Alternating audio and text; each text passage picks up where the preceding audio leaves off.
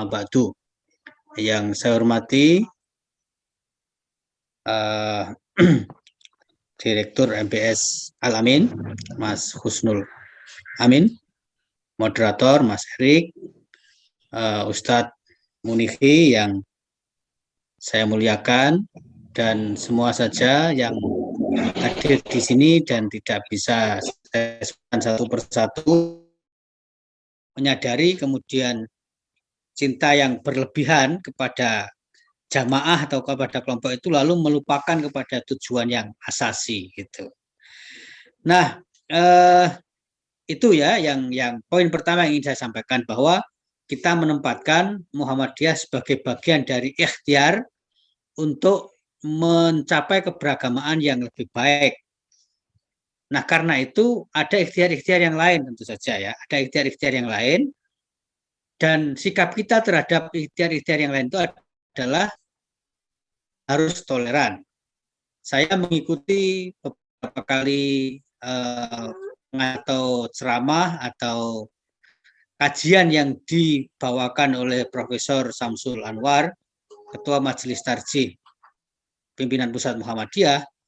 Poin penting lalu saya garis bawahi dari beliau dengan pikiran keagamaan di Muhammadiyah, toleran. Toleran itu dalam arti menghormati pandangan di luar kita, karena kita sama-sama meyakini bahwa ini adalah bagian dari ijtihad, bagian dari upaya-upaya ijtihadi untuk beragama lebih baik tadi itu.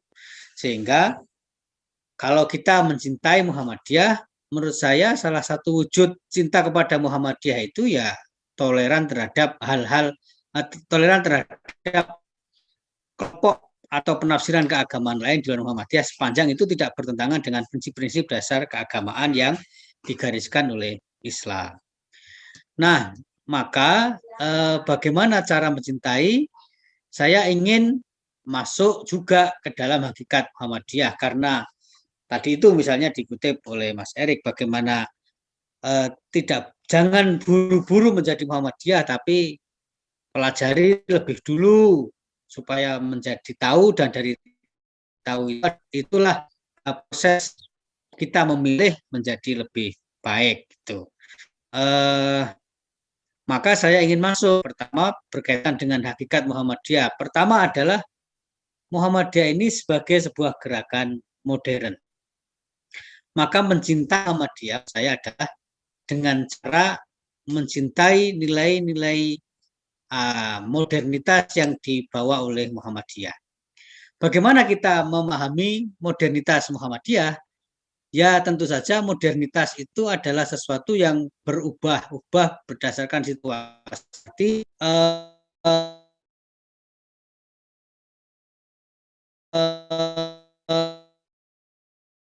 Modernitas, praktek pada zaman Kiai Dahlan mendirikan Muhammadiyah dulu, kemudian 100 tahun lagi pada hari ini, barangkali ukurannya atau bentuknya berbeda, tetapi hakikat dari modernitas itu tentu sama.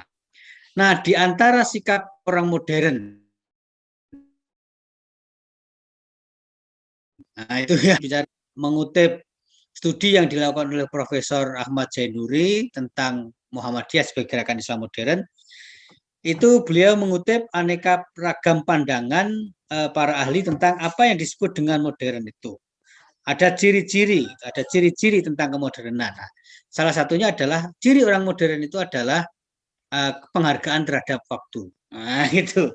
Maka kalau kita mencintai Muhammadiyah dalam arti sebagai gerakan modern tadi itu, saya kira perlu juga kita ini mulai berpikir tentang bagaimana kita menimbang waktu, menggunakan waktu dalam kehidupan. Dibanding gerakan Islam yang lain, memang Muhammadiyah ini sudah baik dalam hal penghargaan terhadap waktu. Istilah bahasa Inggrisnya itu punctuality, ya, ketepatan.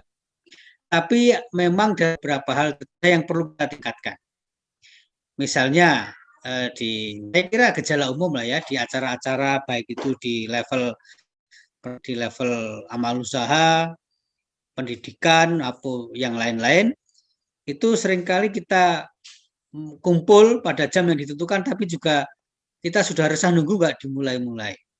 Sehingga pada satu ketika di kampus misalnya ada sebuah pertemuan yang hadir itu sekitar sudah 40%, undangan jam 9 tapi sudah setengah 10 tidak dimulai. Lalu saya bilang kepada panitia mohon dimulai saja. Ya, saya tidak melihat apa-apa tapi saya berpendapat sebagai pribadi individu saya bilang tolong dimulai karena kalau yang datang lebih awal disuruh nunggu itu sama dengan kita menghukum yang tepat waktu. Nah, ini aneh. Yang tepat waktu kok malah dihukum. Mestinya ya yang dihukum itu yang ketinggalan. Sehingga dia tidak ketinggalan setengah jam acara, yaitu konsekuensi akibat dari karena dia terlambat itu. Nah, ini enggak, yang sudah hadir lebih awal itu dihukum, disuruh nunggu, baru setelah kumpul agak banyak baru dimulai. Dan pikiran saya tidak ada kepada yang jahat di tepat waktu. Dia bisa saja kapok. Dia tidak akan waktu lagi. Saya tepat waktu juga ternyata sama dengan yang terlambat. Nah, gitu. Nah, sehingga maksud saya adalah salah satu ciri modernitas itu ya itu tadi appreciation to time itu. Jadi penghargaan terhadap waktu. Maka ini agenda yang sepertinya sepele tapi sangat penting. Saya pernah dapat cerita seorang kawan, dia janjian dengan seseorang, kebetulan dia warga negara Jerman, meskipun sudah hidup di Indonesia dan mungkin sudah menjadi warga negara Indonesia. Dia wartawan, janjian dengan seseorang, dari orang itu tadi ya, terlambat hanya 2 menit. Dan dia cerita, saya menganggap 2 menit itu sesuatu yang remeh. Tapi ternyata orang yang janjian dengan saya itu 2 menit itu sangat berharga dan dia marah, betul-betul marah katanya. Betul-betul marah karena bagi dia bukan 2 menit itu satu hal yang berarti, tapi yang lebih penting bagi dia adalah 2 menit itu menandai komitmen. Nah, gitu. Sehingga saya kira kalau kita mencintai Muhammadiyah sebagai gerakan modern, hal pertama yang harus kita lakukan adalah mari kita berpikir ulang tentang penghargaan terhadap waktu, karena toh ajaran Islam jelas-jelas bicara tentang waktu. Sampai dalam khazanah kebudayaan Arab itu kan waktu disebut seperti pedang, al-waktu kasaif. Artinya seperti pedang itu kalau kita nggak bisa menggunakannya ya memotong kita. Maknanya waktu itu demikian penting. Dulu ketika kuliah S2 di Australia ada kawan yang dia mengungkapkan sesuatu, dia dari mana ya, negara mana, Laos kalau nggak salah itu. Di sebuah pertemuan training mahasiswa baru dia mengatakan bahwa our success depends on how we manage our time. Jadi dia mengatakan sebenarnya keberhasilan kita itu sepenuhnya bergantung kepada bagaimana kita mengatur waktu, dan kata dia kalau kaitannya dengan waktu itu tadi adalah how disciplined we are, itu yang akan menentukan tingkat keberhasilan. Saya sendiri tidak cukup baik dalam melakukan manajemen waktu ya, tapi selalu berusaha untuk bagaimana menggunakan waktu itu dengan baik. Nah, yang kedua, ciri masa modern itu adalah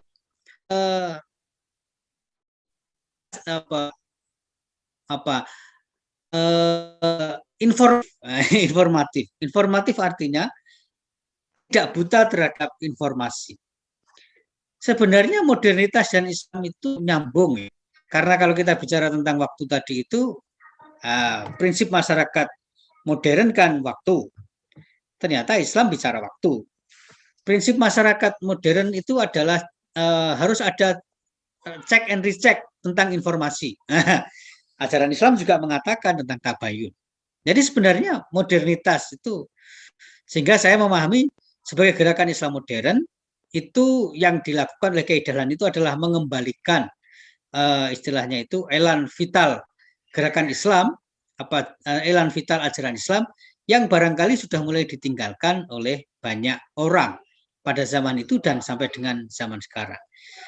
Terlebih-lebih di zaman ini, gitu. Di zaman ini pentingnya kita untuk menjadi modern dalam arti check and recheck informasi itu sangat penting. Ya, saya sering membahasakan zaman dahulu orang itu mati kekurangan informasi.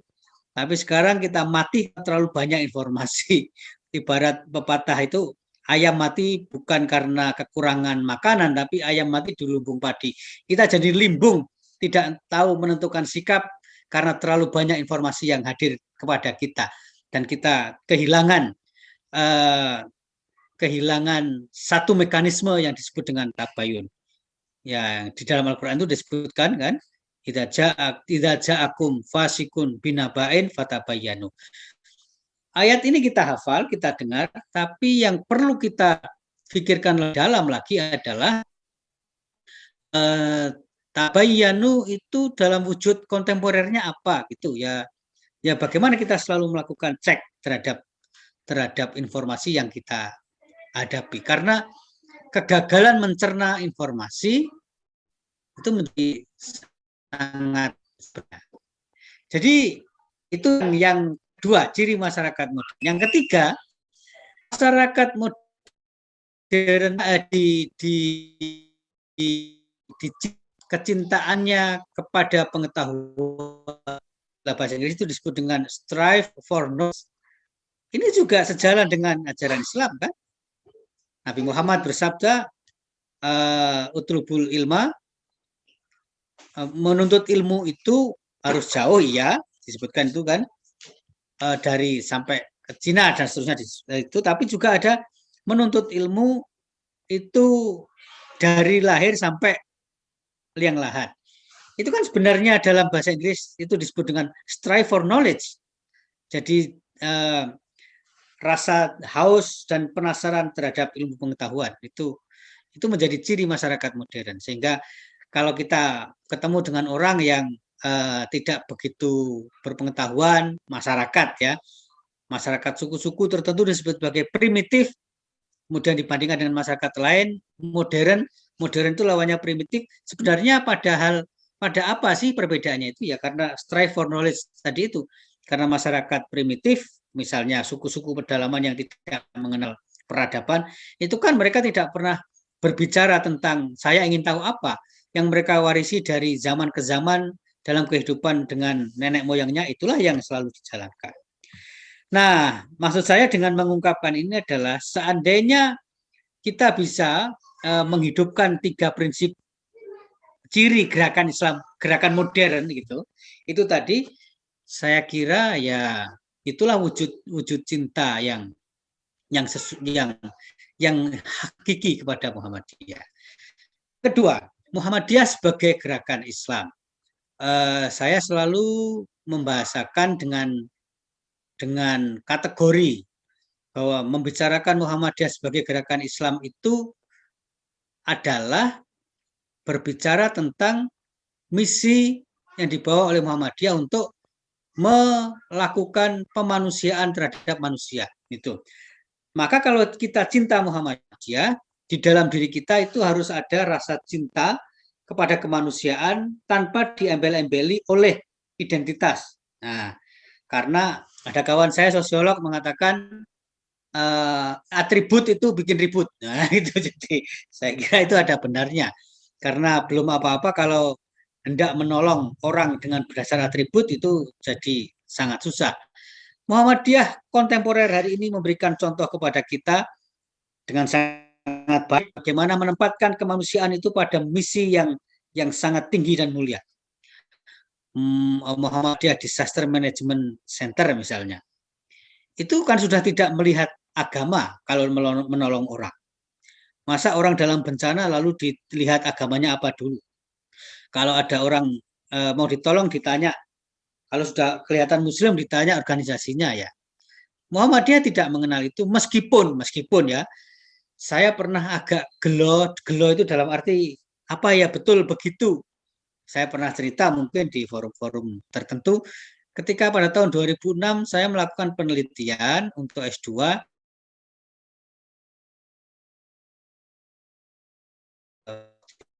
itu malam bis malam, dan waktu itu konteksnya adalah gempa Jogja. Nah, saya mendengar supir ini rasan-rasan dengan kernetnya itu yang membuat saya agak gelo itu dalam arti ya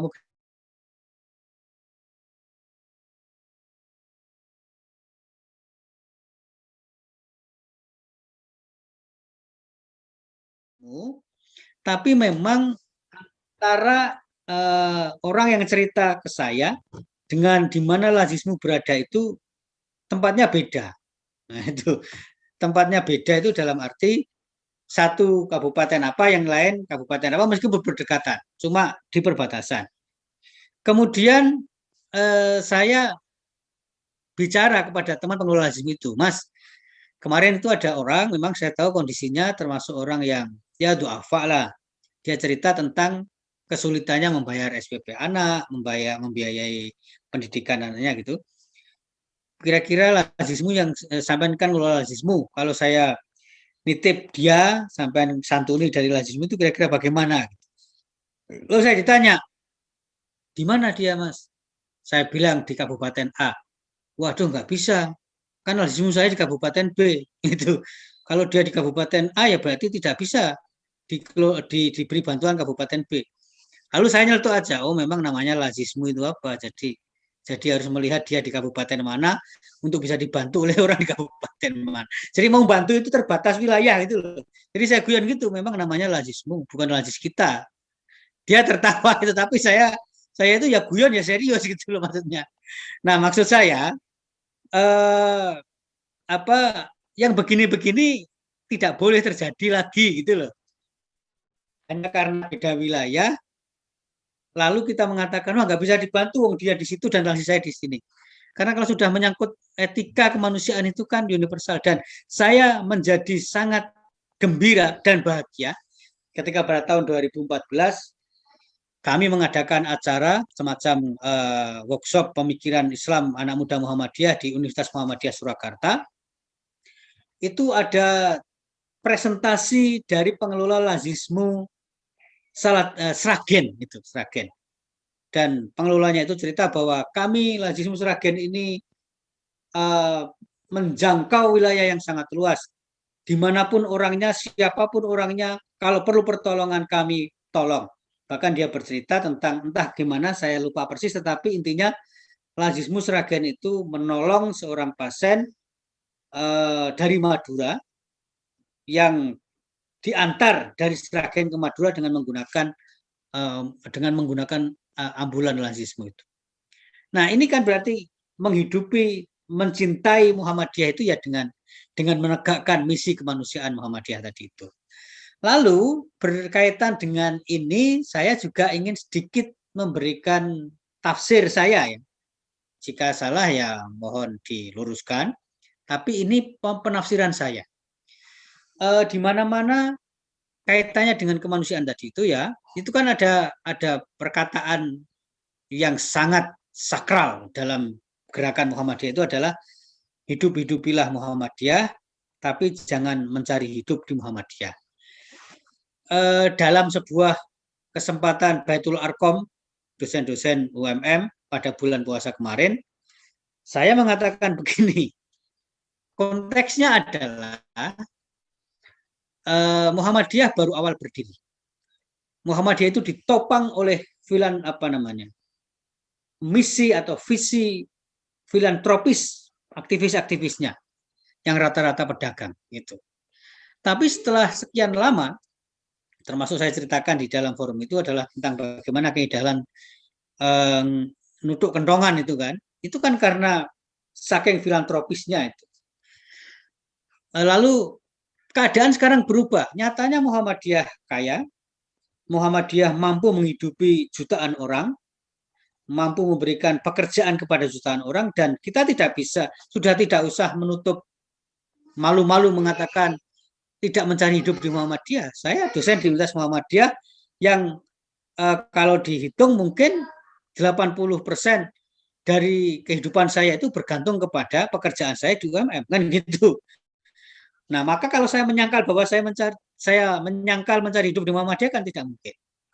Sehingga konteksnya adalah sudah jelas Muhammadiyah ini kaya, mampu menghidupi banyak orang, maka menurut saya formulanya kita ganti. Kita yang sudah dihidupi oleh Muhammadiyah ini, maka jangannya rasa segan dan apalagi malas untuk menghidupi Muhammadiyah. Karena kenapa ini saya katakan demikian? Karena prakteknya banyak orang menjadikan Muhammadiyah itu ya sebagai tempat mencari makan saja. Maka di forum yang sama saya juga mengatakan, mohon maaf, saya katakan bahwa Universitas Muhammadiyah itu adalah sebuah universitas ideologis. Universitas ideologis itu artinya sebuah universitas yang didirikan untuk menegakkan cara pandang keagamaan tertentu.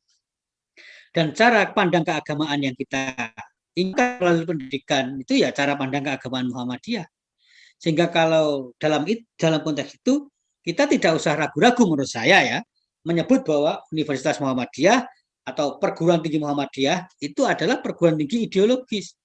Sehingga saya katakan di itu ada perbedaan bekerja di lembaga ideologis seperti punya Muhammadiyah ini dengan di lembaga yang netral secara ideologi, katakanlah lembaga-lembaga punya pemerintah begitu, itu ada perbedaan. Maka di UMM itu tidak cukup menjadi dosen, saya katakan begitu, tapi harus ada keterlibatan dalam Muhammadiyah sebagai bagian dari cara kita mengabdi kepada kemanusiaan. Itu. Nah, lalu di akhir sesi, setelah pembicara yang lain, ada satu dosen yang ngomong begini, saya memang agak heran dengan orang-orang dosen-dosen di kampus yang setiap hari itu kerjaannya ngedumel menjelek-jelekan Muhammadiyah. UMM juga, Muhammadiyah juga, gitu katanya gitu. Tapi tak tunggu-tunggu kok ya enggak juga keluar dari UMM, katanya begitu. Jadi saya kira itu sebuah ungkapan jujur ya. Banyak orang itu yang hidup di Muhammadiyah tidak mau aktif di Muhammadiyah atau berkhidmat di Muhammadiyah untuk kemanusiaan ya, bukan untuk Muhammadiyah saya kira, tapi berkhidmat di Muhammadiyah itu jahat. Tapi ditunggu-tunggu kok nggak keluar-keluar kata dia itu, maka ini aneh itu. Sehingga memberikan ibarat kalau kita ini bekerja di Muhammadiyah, itu kan artinya kita hidup di sebuah rumah. Dan mungkinkah kita ini hidup di sebuah rumah, tapi menolak hidup di sebuah rumah, tapi menolak menghirup udara di rumah itu? Saya kira ya tidak mungkin gitu. Maka saya mengibaratkan kalau orang secara sadar bekerja di Muhammadiyah, menguntungkan hidupnya di Muhammadiyah, lalu menolak menjadi bagian dalam konteks pada kemanusiaan tadi itu, ya itu ironi gitu loh. Ini banyak terjadi di sekitar kita. Saya kira kan kesadaran yang tumbuh itu tadi itu harus kita balik. Karena kita ini sudah dihidupi Muhammadiyah, ya menjadi bagian dari kewajiban kita untuk menghidupi Muhammadiyah dalam konteks itu tadi, kemanusiaan. Yang paling akhir, saya ingin menyatakan Muhammadiyah sebagai gerakan intelektual itu. Maka mencintai itu berarti kita harus mencintai intelektualisme. Dalam banyak kesempatan saya berpikir dan kemudian saya sampaikan, saya kok rasanya tidak setuju Tommy yang menyebut keidahlan itu sebagai man of action dan bukan man of thought itu. Kalau kita baca deskripsi tentang gerakan Muhammadiyah dan terutama keidahlan itu kan yang sering muncul keidahlan itu sebagai man of action dan bukan man of thought. Saya berpikir itu tidak pas. Karena itu artinya memisahkan dimensi pemikiran.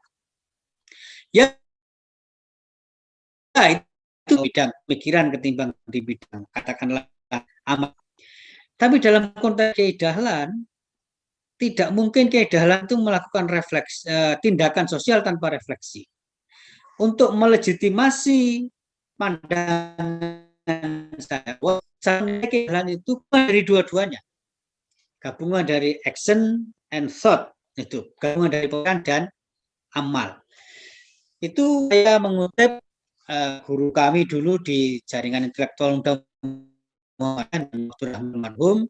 Itu ketika beliau mengatakan kepada kami, kalian semuanya sekolah itu. Jadi sekolah jalan lama. Sebenarnya pengen juga sekolah lama, tapi kalau sekolah terlalu lama itu yang nggak seneng kan kampus, kok di sekolah kok nggak mulai-mulai kan gitu. Tapi kata Kang Muslim, sekolahlah yang jauh dan lama, itu maksudnya adalah supaya proses belajar itu sungguh-sungguh, kamu memiliki kemampuan, tapi sekaligus dengan kemampuan ilmiah itu mampu membaca masyarakat dan tanda-tanda zaman. Beliau mengatakan dengan bahasa metafor ya, bukan bahasa sungguhan. Pulang sekolah yang jauh dan lama, dan ketika pulang jadilah nabi-nabi sosial di tempat kalian masing-masing. Bukan nabi teologis ya, karena nabi teologis berhenti saat Nabi Muhammad. Kemudian beliau memberi contoh manusia Indonesia yang berhasil menjadi nabi sosial dalam masyarakatnya karena berhasil membaca tanda zaman itu dua, kata Kang Muslim. Pertama adalah Kiai Dahlan dan yang kedua adalah Cak Nur. Kenapa? Kita berhasil menemukan kunci dengan mengatakan TBC.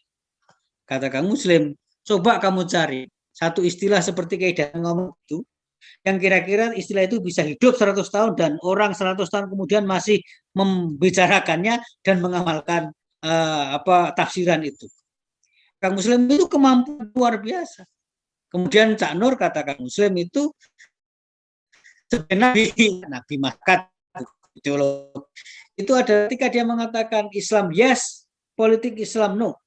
Itu tahun 7 sampai dengan hari ini sudah kurang lebih 4 tahun, dan yang dilarang betul darah politik Islam lah, lalu terjadi pemecah belah yang luar biasa.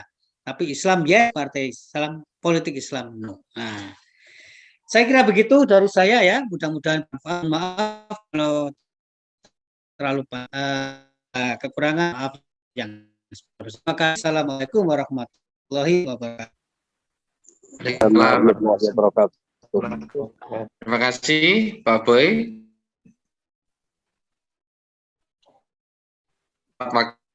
Karena tadi mulainya selesai harusnya jam 8 lebih 20-an, karena tadi juga sempat.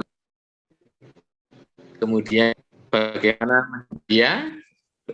Yang pertama adalah mencintai ide-ide yang digagas oleh Muhammadiyah, yaitu ide-ide modernitas dan berbagai ciri-ciri dari kemodernan itu sendiri.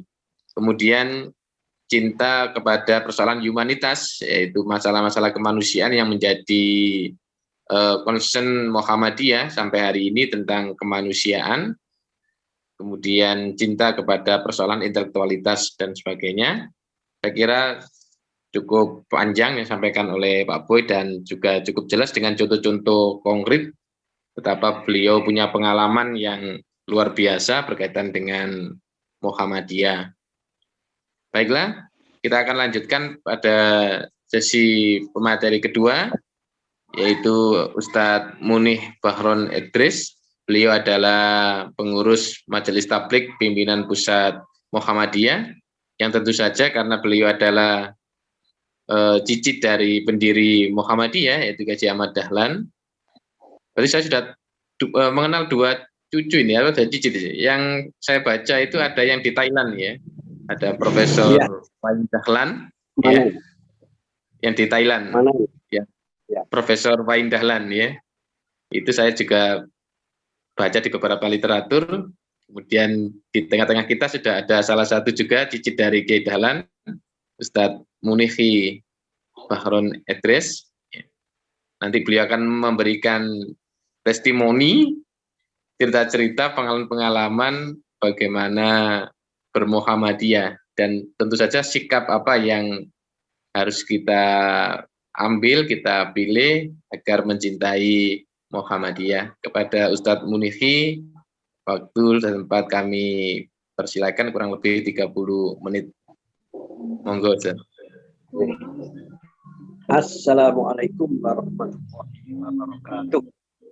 Waalaikumsalam.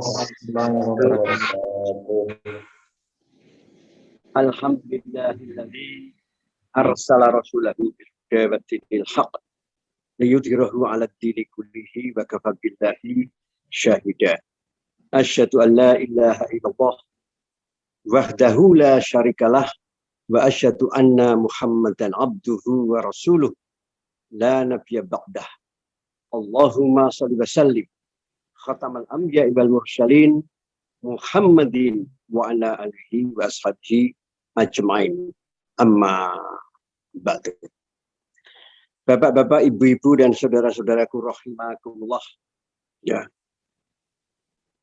Saya diminta ya berbicara tentang bagaimana mencintai Muhammadiyah. Kita di dalam pengusaha batik ya. Sehingga beliau itu menjajakan batiknya kemana-mana, ke pelosok-pelosok seluruh Jawa. Ini sambil berdakwah. Ya kemana-mana berdakwah sampai sering sakit-sakitan, saking capeknya. Kemudian ketemu dengan beberapa ulama-ulama yang lebih senior.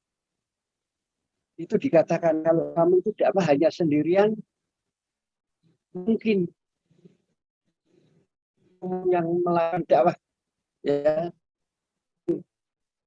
Pulau Jawa kamu kurang efektif, kurang efisien. Kamu harus mendirikan organisasi sehingga yang dakwah tidak hanya tapi banyak orang yang ikut berdakwah kemana-mana. Nah, inilah makanya organisasinya itu namanya Muhammadiyah. Ya, jadi bukan dakwah, gerakan dakwah amar ma'ruf nahi munkar. Makanya ada ya ayat ya yang fenomenal di Muhammadiyah pada waktu itu, pada waktu berdirinya Muhammadiyah di dalam surat Ali Imran 104. Saya yakin orang Muhammadiyah pada hafal luar kepala. Wal takum minkum ummatun yad'una ilal khair wa ya'muruna bil ma'ruf wa yanhauna 'anil munkar wa ulaika humul muflihun. Ya. Hendaknya ada di antaramu, di antara kalian satu kelompok yang selalu mengajak kepada kebajikan. Kelompok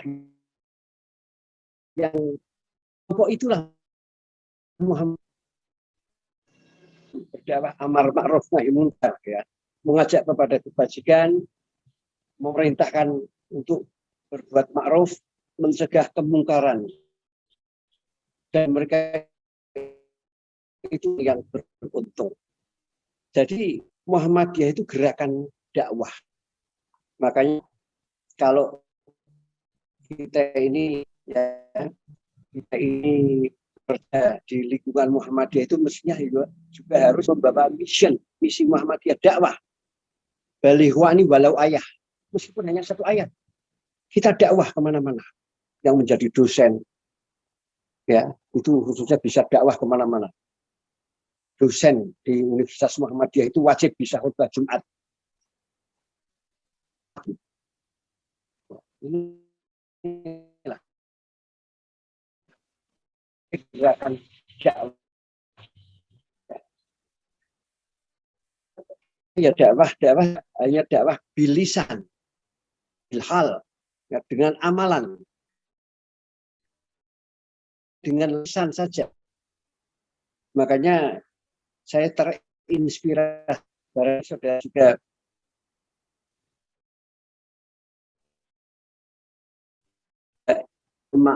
masih ingat ya surat Al itu fenomenal sekali pada waktu itu. Surat Al-Ma'un banyak